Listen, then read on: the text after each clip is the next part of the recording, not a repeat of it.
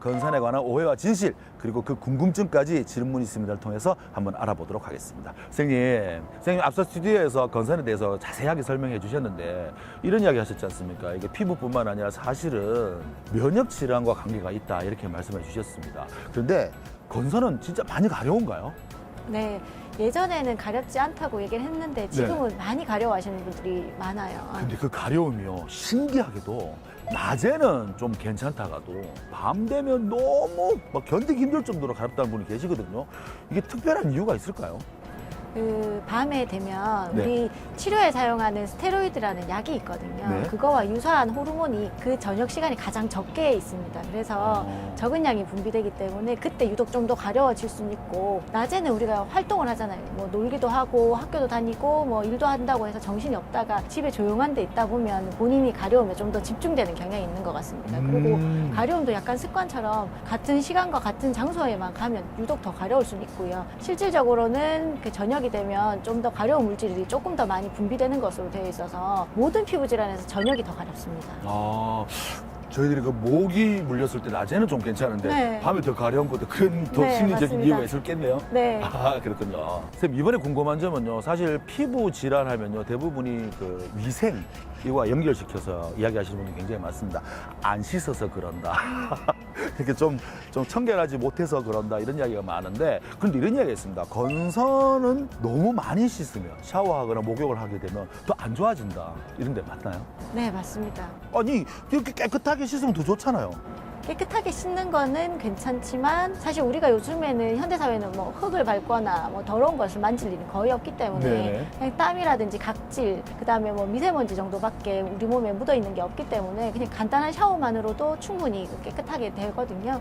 근데 이제 문제는 그 각질이 보기 싫어서 그것을 매일매일 문질러서 벗겨내시는 분들이 있어요. 저 같으면 그렇게 할 것 같은데요. 네, 그렇게 미용적으로는 덜 보이니까. 근데 네. 그렇게 하면 그 자리에 건선이 다시 발생할 확률이 훨씬 높아집니다. 건선은 흉터나 상처에 더 많이 생기는 경향이 있기 때문에 그런 마찰이나 자극을 좀 줄이셔야 돼요. 그러면 이렇게 우리가 보통 때밀이라고 하잖아요. 이 타월.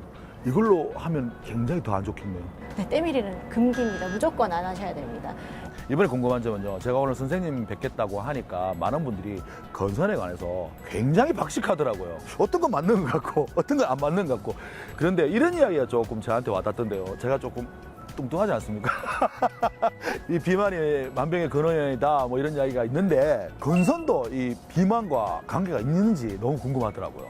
건선은 비만과 관련이 아주 많습니다. 그래요? 네, 비만할수록 건선이 중증이고 심할 확률이 높습니다. 비만인 환자분들은 체중을 빼라고 제가 진료실에서도 매일매일 얘기를 드리고 있습니다. 그리고 건선 환자분들 중에 비만인 환자분들도 훨씬 많고요. 예를 들면 환자분들한테 약을 처방할 때 몸무게가 50kg인 여자와 100kg인 남자는 용량 차이가 2배가 될 거 아닙니까? 그러면 용량이 많아지니까 부작용의 위험도 좀 더 높아질 수 있고, 지금 비만이 점점 심해지면 사실 대사성 질환으로 넘어갈 네, 수가 그런 이야기 있어서 많이 듣습니다. 심혈관계 질환도 네. 발병 확률이 높아지기 때문에 최대한 체중 관리를 해주시는 것이 좋습니다.